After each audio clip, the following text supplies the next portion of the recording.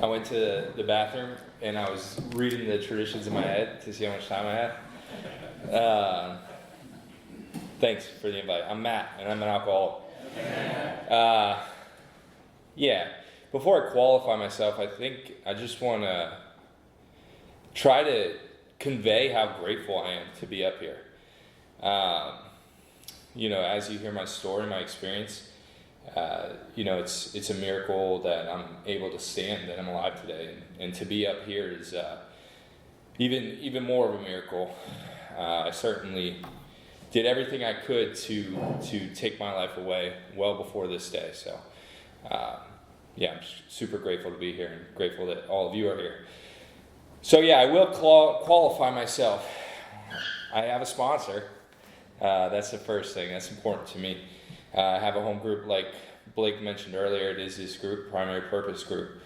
And I will say that this home group for me is perfect. It's the best home group ever.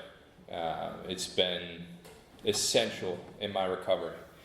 I also help other alcoholics, whether that be through commitments or intense work with another alcoholic, which is taking them through the 12 steps of Alcoholics Anonymous. I try to live by spiritual principles that I've learned in this program. You know what I mean? Hasn't always been like that. Before I dive into the story, I think all the advice that I've gotten from people in Alcoholics Anonymous who I respect and people whose opinions matter to me have kind of given me the guidance to just be unapologetically honest about my experience, right? And part of that is that drugs are a big part of my story. Not to be confused, I'm an alcoholic through and through. But I don't think I'm doing my job up here if I blur the lines and if I censor it too much, right? So I'm going to give you my story the best that I can.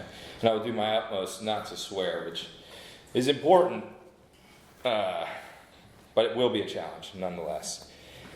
So with any good story, I'll start from the beginning. I was born in El Paso, Texas, December 25th, 1994. That does make me a Christmas baby, which is kind of funny because I kind of thought I was God's gift to the world for most of my life. And if I'm not careful, I can kind of still get in that headspace. But anyway, I was born in El Paso, Texas, and we were down there because that's where my grandparents lived. I think it's worth mentioning that I was born into a family of alcoholics, severe alcoholics, really. There was a lot of abuse growing up, physically, emotionally, every kind of abuse you can really imagine, and that certainly had an impact on me mentally, emotionally, spiritually. However, I don't believe that is what makes me an alcoholic, and I'll kind of get into that at a later point. But just some highlights of growing up. I didn't know my father. He was there on day one, but not much long after. And that always kind of had me searching for where I fit in life and wondering if I was good enough. And so I tried like heck, especially as like late adolescence, early teenager, to convince other people and myself that I was good enough and that I did fit in different places like sports and school and even with family, right? And as a result of that, never really understood who I was. We moved around a lot, and I became, part of anybody who kind of grows up in a traumatic environment, right? Typically what happens is, or at least what happened with me, is I became very good at dissociating, right? And that's kind of a necessary coping skill in the environment that I was in. Otherwise you can't really make it, is my understanding now today. And I took that and used it maladaptively, especially once I got into kind of my drinking and my using. But like I say, as unfortunate and kind of maybe sad my experience as a kid was, definitely didn't make me an alcoholic. But it did make me want to escape my circumstances, for sure. I didn't like who I was, I didn't like where I was, and I wanted something to change. I describe it whenever I speak at a detox or a rehab or anywhere, if I'm maybe talking with a new guy, that I had kind of like a low emotional base, right? And I'm not a doctor, and I've certainly never been honest enough with one to be diagnosed with depression. But, I just I knew what it meant to be happy, but most of the times, I was pretty low. And so eventually my mom, gets away from where we were down south and comes up north, and that put us closer with some family. And when I say I was born into an alcoholic family, I don't mean my mom and my dad were alcoholic. I mean, everybody on the family tree is drinking. To this day, right? Late stage alcoholism is what I've come to know it as. So we get up there, and very quickly I start to notice the drinking, right? And at this time I'm like 8, 9, 10, right? And I notice that when my family is putting alcohol into their systems, now there's a diminishing return on this, right? But they start to lighten up a little bit, right? They get a little funnier, they move a little sillier, certainly they're not as serious. Of course, that all takes a downturn, but I'm not really paying attention to that. I'm just seeing that there's this uplifting spirit of alcohol. And I've become very curious very young. Not to mention the barriers to entry for me in alcohol were slim to none. They was everywhere, right? If I wanted to drink it, I was going to have an opportunity to drink. And I ended up reaching that point where I wanted to drink. 11 years old, I was at my Aunt Pam's house. I remember it so vividly. And that, for somebody like me, is shocking, because really I don't have any distinct memories up until that point. And that's the truth. And it's not like I wasn't doing anything. I wasn't locked inside a cage. But in a sense, I wasn't really living. So 11 years old, I had my first drink, and I take the time to describe the feeling, because I think normal people don't experience the same feeling that alcoholics feel when they first put alcohol into their body. And I could be wrong about that, but if they did, it's just surprising to me that they would be able to turn it down and not go full-fledged into it the way that I did. So really, I took that first drink, and it felt like a warmed up slime had just kind of been poured on me, right, from the crown of my head, and just slowly drooped down across my ears and across my shoulder. And I certainly felt my jaw relax, and my tongue left the roof of my mouth for the first time in probably my life, honestly, right? And then my breath just slowed a little bit. My gut let out, my knees bent, and I felt like, man, I'm standing the way that I want to stand for the rest of my life. This is what I want to feel like for the rest of my life. And I went and I got more alcohol that same night. And I spent that night just kind of basking in that feeling. Which today I think about, if I see a child who's 11 years old doing what I was doing, it's shocking. But certainly that wasn't the way I felt about myself doing it. So, in the Big Book of Alcoholics Anonymous, if you've read it, it talks about the nature of the disease of alcoholism, right? And specifically, it talks about the fact that over any considerable amount of time, it gets worse, never better. And Jenny just heard my story last night. We were both together on a commitment in Southern Pines, so sorry, Jenny. But what happened with me is exactly that. And I didn't go from 11 years old having one drink to drinking every single day, right? But it exposed me to what I was looking for in life, right? It exposed me to something that was going to fill my void, right?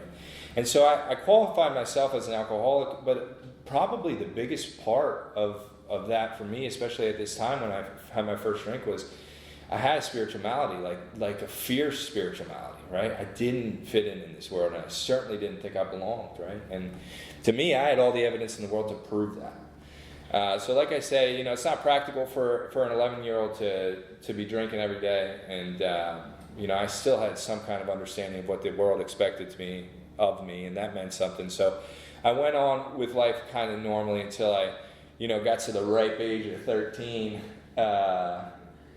And then, like I talked about, my disease progresses and never gets better, always worse. And it did, right? And it got worse quick. This is, and this is delicate for me. I'm still understanding how to navigate, drugs in Alcoholics Anonymous. But basically, I met alcohol in a different form that was much more intense and much more addictive and much more consequential. And I abused it fiercely. To the point by the time I was 16, I was using alcohol via a syringe intravenously every single day. By the time I was 17, I had overdosed and been hospitalized 5 times.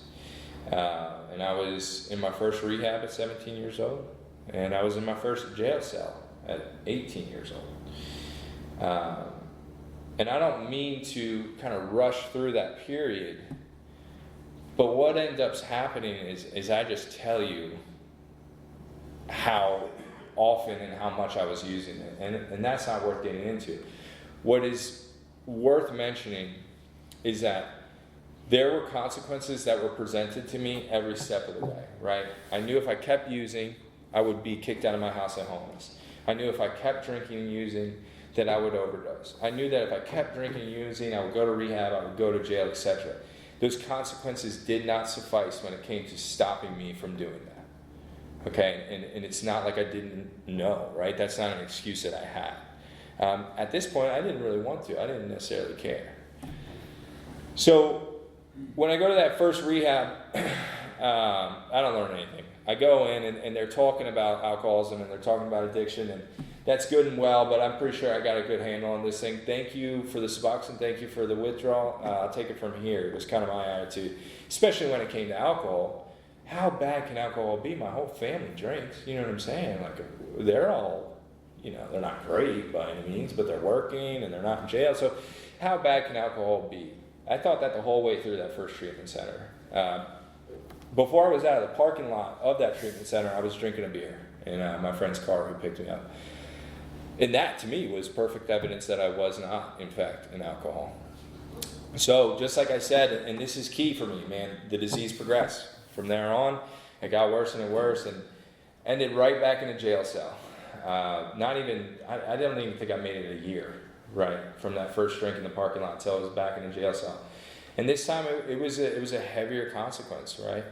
I remember being in that jail cell in Lebanon, Pennsylvania, and it's interesting because, somehow I managed to graduate high school online, which I don't have a diploma for, so I don't think I graduated high school.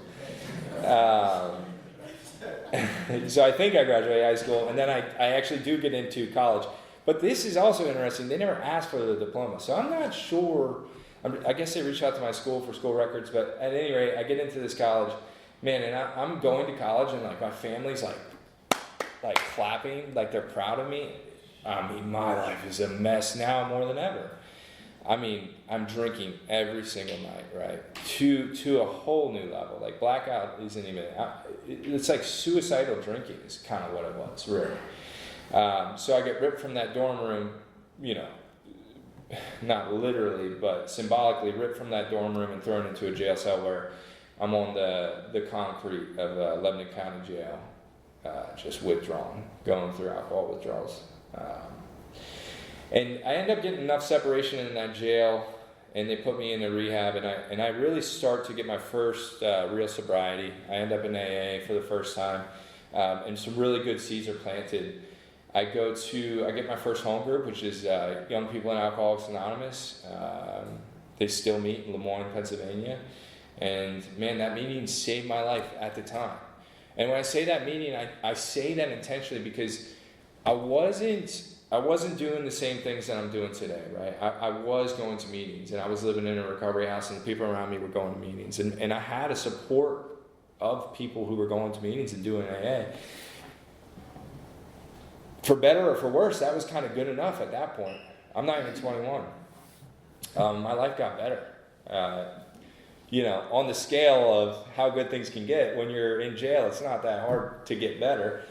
It still got better. But inevitably what was really going on is I was going to AA meetings, but nothing else changed. At that time I was stealing from my job, cheating on my girlfriend, lying to anybody I met. My sponsor said, just make sure you tell the truth up there at the podium. which seems like a simple enough task, but I am a pathological liar when it comes to if I'm not doing something about it, right? If I'm not living by spiritual principles and God in my life, I just lie for no reason. And that's who I was at this time in AA. And so I turned 21 and I tell my sponsor at the time, who had taken me through the steps, my first 4 step, I got some real stuff off my chest. And if you do these steps, like you will feel the benefits of them, right? Even if maybe, like in my case, I wasn't necessarily ready. But at 21, I told him, hey, I don't think I'm an alcoholic. And I hadn't drank at this point. And he said something to me that was controversial to me. And he said, well, if you don't think you're an alcoholic, the only thing to do is, try some controlled drinking. And I took that as a permission slip. Like, oh, he doesn't think I'm an alcoholic either. We're all on the same page. And so I did. That day I did that. I would have done it regardless, but, now I have his blessing. And so I did. I went to a golf course in Carlisle, Pennsylvania, and I played 9 holes. And after those 9 holes, I went in and I got a Red Bull and vodka, just one Red Bull and vodka, because like I just told my sponsor, Travis, I'm not an alcoholic, so I'll just have one. And I did just have one. I was using, that other form of heroin within a week. And that got so bad so quick that the only move for me was a geographical move. Because, when I'm talking about burning my world down, I did it, everything. The girl, the job, the family, that place that I was living, everything went up in ashes like you wouldn't believe, right? Progressive illness. Any considerable amount of time it gets worse for me, right? Even if for a year and a half I'm not drinking, if I go back to it like that, that's what happens in my experience. And I have a lot of experience doing that. So I do a geographical move, I do a couple geographical moves, never get sober again. So 7 years I tried controlled drinking. I'd be remiss to say every day was awful, right? Like some of that 7 years was okay. But the whole of it was a complete waste of time, a complete waste of potential, a waste of opportunity. My father, who was never in my life, died in that 7-year stretch. And I had the audacity to tell some people that I love, like, man, I wish I would have just had a chance to have a conversation with her. The reality of that situation is I had every chance in the world, right? But I spent 7 years chasing drugs, chasing alcohol, only worried about myself. And inevitably, I sent that down the drain. That 7-year stretch ended with me in my mother's basement and my phone propped up against like a coffee table. And I recorded for 12 minutes a suicide note. I've watched it once. I wasn't able to get past 5 minutes. A completely different person than who stands in front of you at this point. If I could paint a picture, I was saying things to people that I love, like my grandparents, my mother, my sister, saying things like, everybody's life will get easier if I kill myself. This is the only way to continue on.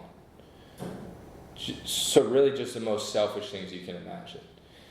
And I sent that video out, and I made a serious attempt on my own life. One that, again, I'm not a doctor, but one that should have worked. But, so yeah, it should have worked. And it did work. That's my belief. It did work for a period. And then I remember sitting in this orange chair that had been discarded because it was disheveled in my mom's basement, which was unfinished. Going black after the attempt.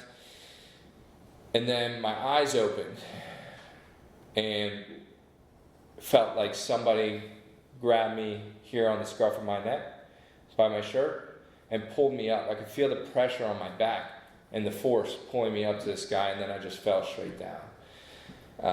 I couldn't move. I could see and I could hear, but I couldn't move. I don't know why I didn't die then, right? There isn't a logical explanation. It's not like, oh, maybe I didn't try hard enough. Trust me when I say I did. The only explanation that I have is that God intervened, right? I know that to be true, right? That was not enough for me to get sober, however. That video that I taped, I did end up sending that out beforehand. So it wasn't a secret what I was trying to do at that time. And you can imagine that came with some pressure from my family and some definite just terrifiedness. So I end up, after a lot of fighting to not, I end up going to a rehab and getting sober again, and I end up in Alcoholics Anonymous. And I remember thinking to myself, like, this is it, this is the time. Like, I know now what to do. I know what I didn't do last time in AA. But the truth of the matter is I ended up moving back down here. And this time I had a beautiful baby girl. And I remember everybody in AA telling me, she's not going to keep you sober. She's not going to keep you sober. And I was like, listen, A, she doesn't have to. B, yes, she will. She didn't, right? I came back down here and I stopped doing the things that I have to do to stay sober, and I used again, right? And what did I do? I did another geographical move to Florida. This time I took 2 guests with me, the mother to that girl and that girl, and I used behind their back for the better part of a year. Now, this is the best way that I can explain alcoholism to you. My alcoholism, right? Using against my own will, right? So I would get down at the side of the bed, and I would say a prayer, right?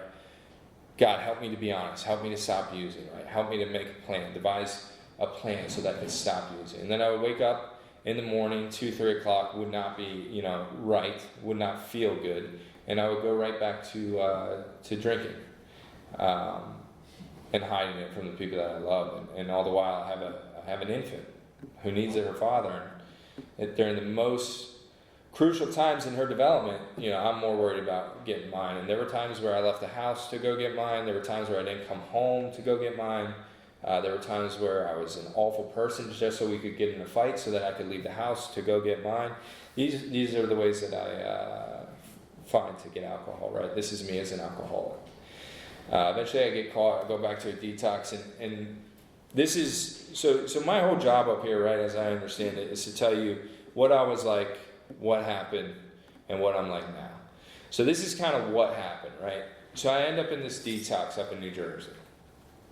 Real abandoned hospital type vibes, right? Like, you're kind of walking around like, how many nurses are on staff? Because I see a lot of patients. That's how I felt. And of course, like, I'm devising ways to, like, I'm going to sue this rehab. I remember I had a guy, I was like, I'm going to take them for everything they have. Meanwhile, they're trying frantically to help me. You know what I mean? Like, they're literally giving it their all. And I'm like, I can't wait to burn this place to the ground. So I'm in there for 7 days, and, that was kind of by necessity. Like I said, I had an infant and had a job, and I couldn't be away any longer than that. So I did my 7 days, and I'm still withdrawing heavily once I get out of there. And I end up in a meeting the day I get back from New Jersey, which is crucial to me if you're in treatment or whatever, man. Get to a meeting. And I get to a meeting, and I remember going to say during the, like, is anybody new here? We don't want to embarrass you. And it's like, well, too late. Like, I was embarrassed when I walked in the door, but I raised my hand to go say, like, I'm Matt, I'm an alcoholic. And what really happened was I raised my hand, and I couldn't talk. Which, if Freddie will tell you, me not talking is shocking. Me not talking is more surprising than me not drinking. But I couldn't talk, right? And that's kind of a good example of where I was at that time. A guy in that meeting, funny enough, another young people's group in Florida, in Inverness, Florida, he came up to me after the meeting. He's like, hey, I remember you. And before detox, I had gone in, and at this time I'm still using, and I went in and I was like, I'm Matt, I'm an alcoholic, I have 0 days clean. And he was like, dude, how are you doing? Which was surprising to me that he knew who I was, and more than that was willing to talk to me, because I did make a fool of myself at that same meeting not but 7 days ago. And he was like, listen, I've been through what you've been through, which was kind of, we're in Alcoholics Anonymous, we're not all that different, right? But sometimes when you hear somebody that's been through something really similar to you, it does spark a catalyst for connection, right? And it allows you to maybe open up to that person a little bit easier. And man, when he was willing to share with me some of the stuff that he'd been through so quick and so honestly, it took this little bit of willingness that I, had naturally, and it grew it for me, right? And it gave me a clear example of somebody who had been through what I'd been through and now is on the other side of it. And I latched on to that man. Ryan is his name. I still talk to him today. And Ryan told me when we got together, he said, look, I'll meet you where you're at. Like, however willing you are, that's how willing I am. And I took him up on that. We dove into the 12 steps of Alcoholics Anonymous. There were points where Hannah, my significant other, was getting out of the house, rightfully so, to create a little space. And we would read 5 days straight. And we would do step work every single day, right? And I needed that, right? Because I was one bad day. I was one, shoddy weather situation away from going right back to drinking, right? Because like I say, I'm not even out of the physical dependence on it yet. And so he worked with me, and he worked with me hard. And, I didn't get like super well, super quick, but I did start to get better, right? And then he started, asking me to do some other things, to get a home group and to start staying 15 minutes early, or showing up 15 minutes early and leaving 15 minutes late. And then he eventually, made me a part of a detox commitment where we took, him and I would go into a detox and we would talk to alcoholics, right? And try and create some identification and let them know that there's a way out. All the while, like, I don't have a ton of time. I have like 3 months, but I've gone through the steps of Alcoholics Anonymous. And to the people around me, they can see it, right? I wouldn't say I had a great grasp on the spiritual principles just yet, and certainly the traditions, which I don't have a great grasp on the traditions today. So I'm working on it. And man, what really changed for me, and what was most recognizable when I would kind of evaluate myself and do my 10th step, was the way I treated the people in my home, right? And it says that somewhere in the book, right, that a greater display of these principles lies within our home, or something to that effect. I might be misquoting it. And that I noticed very, very rapidly, right? And I even made, amends to a lot of those people that I had hurt over the last years. And I didn't get what I deserved in those amends. But I did get forgiveness, right? And today I'm with that same woman who I lied to for over a year, and used behind her back and took care of her daughter, our daughter, under the influence multiple times. And that to me is like, that's a true miracle of Alcoholics Anonymous. And the real reason that I'm here today and enjoying life on such a different level. But I guess I'll get a little bit more into that. So down there in Florida, again, so I was in AA, but much like, my earlier experiences in AA, I don't want to say half foot in, but I didn't have a community around me, right? I made a lot of excuses. In Inverness especially, it's like don't take this personally, because Pinehurst is kind of this way too, but it was like a retired community, so like a lot of older people, like Paul. No, I'm just kidding. You were shaking your head, so I took that as an invite. But yeah, and I was like, I like Ryan. He's a good sponsor, but I don't think I'm gonna get a home group, and I didn't, and I don't think like I'm gonna go out to dinner with these people when they go out to dinner. And so I was doing the steps and I was doing service work, but the unity really wasn't there for me. Man, this is a 3 legacy program, and this is how I know it's true, because the way that I felt down there in Florida was better, you know what I mean? But I still had signs of the spiritual malady. The bedevilments in the big book of Alcoholics Anonymous, I wish I could recite them to you right now, but I can't. But it's a good reason to open the book if you're not whatever. But yeah, it's a good reason to open the book. The bedevilments were still in my life, right, in a real way. And, I was still prone to arguments with the people around me, especially at work. I would find myself looking at myself in the home, like, look at me, like, I'm a good dad, I'm a good husband, this, that, and the third. And then I would go to work and I managed caddies and I would just ream them. You know what I mean? Like, they were punching bags. They'd show up 5 minutes late and I'm like, you're worthless.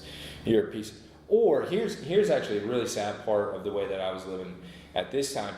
We had a guy who he showed up to work drunk, right? And man, this program is all about helping alcoholics.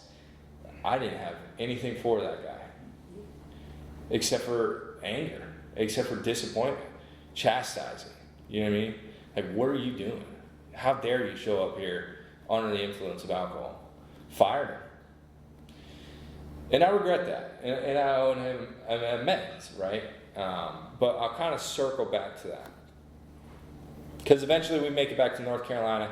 And now I'm mad in North Carolina. Freddie was at some of the meetings that I was at when I first got back here.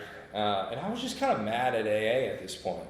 And I started like having these thoughts again of like, maybe I don't need AA. Like, maybe there's a better way to do it. I would go to meetings and I would hear people share, and the whole time kind of my brain would be spinning and calculating how to share and just disprove what they have said and tell them about the better way down south in Florida. And that's what I would do, and I would sound angry. I didn't know that I sounded angry, right? But some people since then have let me know, like, man, you were super angry at that time. I just thought I was carrying a message. Which I wasn't. And I, like I said, I had been through the steps out in Florida, but, I'm a big believer in doing the steps more than once, and that's just my experience. But when I did the steps out in Florida, man, I was just trying to, honestly, I was just trying to be sober. Like, I was just trying not to drink, not to use. When I got back up here in North Carolina, eventually my life got so bad that I knew I was going to drink. I was bound to, right? I can recognize a pattern in my life if you've been listening to my story. Like, it doesn't matter if I'm going to meetings, I will drink, right? That's what's happened, 3 times in my story already? And luckily I said a prayer and had some willingness, and I came to this meeting. And there was one guy who, at this time I'm not talking to anybody. I'm in the second the meeting starts, I'm out the second it ends. And there was a guy who always said hi to me. Knew my name too. And it didn't register how he knew my name, because I didn't spend much time talking to him. But he always greeted me with a smile, and he kind of glowed, right? Now I recognize that he just spent a lot of time in the sun and had a good tan. But on this day, I thought it was the Spirit of God shining through him. And yeah, I asked him. I was just like, will you be my sponsor? Of course, after I asked him that, I was like, listen, I had a sponsor down in Florida. We've been through the 12 steps, so maybe we don't need to do the 12 steps, but like, will you be my sponsor? So that I can say I have a sponsor. And he said yes. And since that day, I've been through the steps with that sponsor, man. And that experience has been totally different than that one in Florida, right? Because going through the steps now, and kind of just existing and living isn't so much about staying sober anymore, right? Really, on a day-to-day, for me, the number one thing that I feel like my attention goes to is being a better person so that I can help other people. And I spent some time praying on that, right? And that is 100% my experience in life right now. There's also a part in the book, I think it's in one of the stories, where it talks about true freedom is doing the right thing because you want to. That's pretty powerful, right? And that didn't resonate with me the first time that I read it. And there's parts of my life where, what is right or wrong, but certainly there's parts of my life where I could be doing better. And to know that 90% of the time, I feel like I'm doing the right thing because I want to, right? And that will change, I'm sure, as far as what the right thing looks like. But I'm just so excited and grateful to even be in a place where I can stand up here at the advice of my sponsor and tell you the truth and know that that's the truth. You know what I'm saying? Know that I'm not trying to BS somebody or gain approval. Know that in my heart and in my soul, I'm doing the right thing because I want to do the right thing, right? I'm going to detox because I want to help somebody not feel the way they feel in that freaking hospital room, right? That's what it's all about. So I said I got more time than I think. If you ever think that I have like a New Jersey or New York accent, I never even lived there. I think I just adopted it. I worked at a bagel shop for a long time, but another thing that I adopted is like I talk fast, and I feel like time moves fast with me, but it doesn't. So I'm gonna slow down here just because I don't want anybody going home early tonight. So yeah, in Alcoholics Anonymous, what am I like now, right? Well, I gave you a little teaser into what I am like now, right? But there's more to it, right? So yeah, hard times haven't stopped happening. Really, I've been able to identify that hard things have been happening this whole time. I just never really came face to face with them, right? So part of what I'm like now is like I look at those things, right, objectively, and I look at them solution based, and I look at them with the hand of God in my hand, right? Everything I do today, I try to have God present as much as I can. I experienced a lot of fear about what you guys would think tonight when I got up here to speak. This is the first time that I have spoken in this stint of sobriety this time through, right? And man, if my immediate thought wasn't just pray all day, and not just like, God, like help me do better than I would do without you. Like calling people on the phone that are in Alcoholics Anonymous and be like, hey, I'm speaking at my home group tonight, like any chance you'd be willing to sit down and pray with me a little bit, man. I did that 4 or 5 times today. And it's crazy because I talked to a buddy of mine who just recently came back out from running and doing the drinking and drugging thing. A dear friend of mine, somebody who I had gone to the hospital and got the news that he was going to die from this disease. And when I called him, he didn't answer, which always kind of makes my heart sink a little bit. And if you have anybody that matters in your life that's suffering with this disease, and you probably know that feeling. You don't want to go to the worst scenario, but it's hard not to, especially if you understand alcoholism. But he called me back like 4 minutes later. I was like, yo, what's going on? What's going on? He's like, I was just leaving my sponsor's house. And I was like, dude. Immediately, my concerns, like my fear of what you guys think, my script of what I was going to say up here, didn't matter at all. I mean, it was just pure excitement for this kid that, I drank with, and now he's got this chance to experience the same gift, the same presence of God in his life that I experience every day. And man, like if that's not what I want for everybody I love, if that's not what I want for everybody that I know, right? That's kind of what I am. That's what it's like. That's what I am like today. I want to do better, and I want to help people. And this is the same, I am the same man, from the beginning of this story in many ways. There's no running away from my past. That won't accomplish anything. I stole from my grandparents their jewelry. My mother, that father that I spoke about, before he fell deep into alcoholism, I assume he was an okay man. And my mother certainly loved him. He was a jeweler out of New York City, which is pretty cool. We learned how to set diamonds in New York. And when they separated by necessity, my mom, left Arizona and drove up to Pennsylvania. And because of the hastiness of the move, she didn't bring much with her. She brought her kids, basically, right? And what she could fit.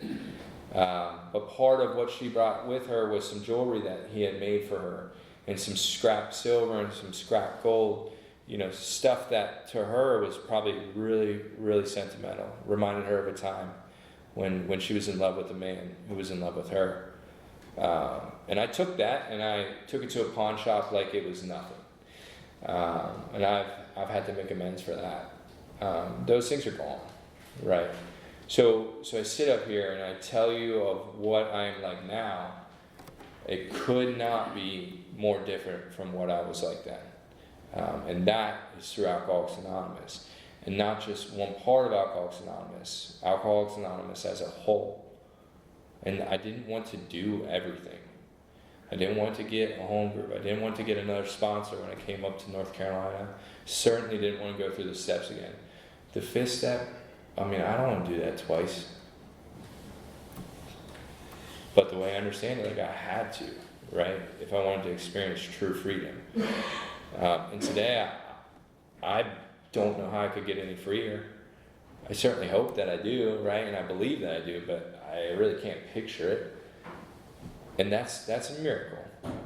So I'll tell you just a couple more gifts of the program for me. And they've been coming in bunches. And I think in the 9 Step Promises or somewhere, right, it talks about we're not going to promise you get rich or whatever. But it does talk about, freedom from the bondage of self and fear of economic insecurity. And I'm sure Freddie could tell you the rest of the promises. But I'm just going to tell you some of the things that have happened in my life as of late.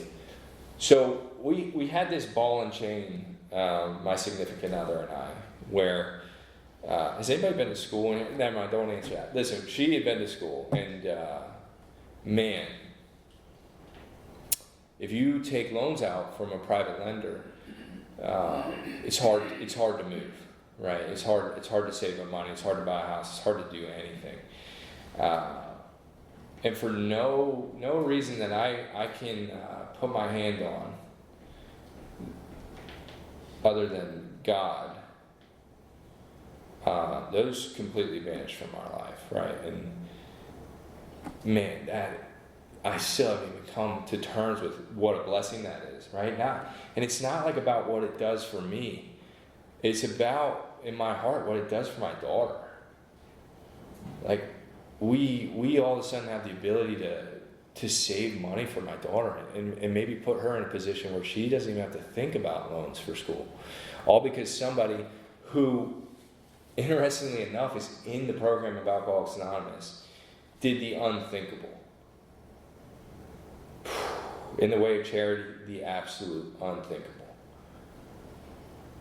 Man, I don't even know that person if I'm drinking. My sister, she just had her first son, Lincoln, and I see him about every day. I could come home from work at 8 o'clock at night, and she's like, "Hey, would you mind helping out with this?"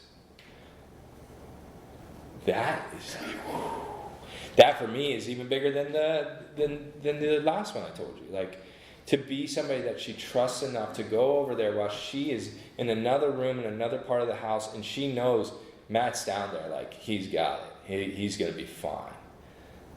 If I'm drinking, A, I'm probably not answering the phone, right? B, if I'm going over there, I've got a timer on how long I can be there because I'm going to have to drink more. You understand? So that is a life beyond my wildest dream. My employer knows I'm reliable. More than that, I have so many reliable people in my life. Phone call away. I'm not scared to pick up the phone anymore.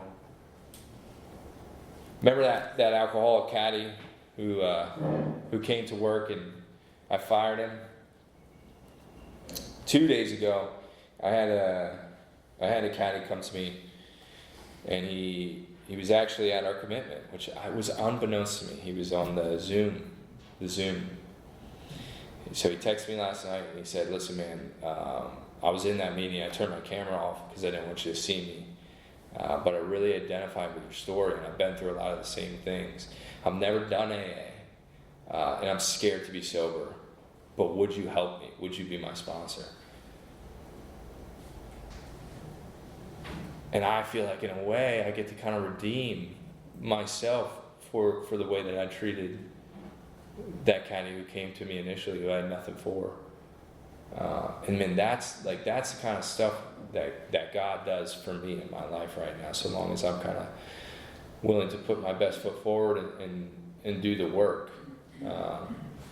So I guess in closing, in short, right, like Alcoholics Anonymous has changed my life and the lives of so many others around me.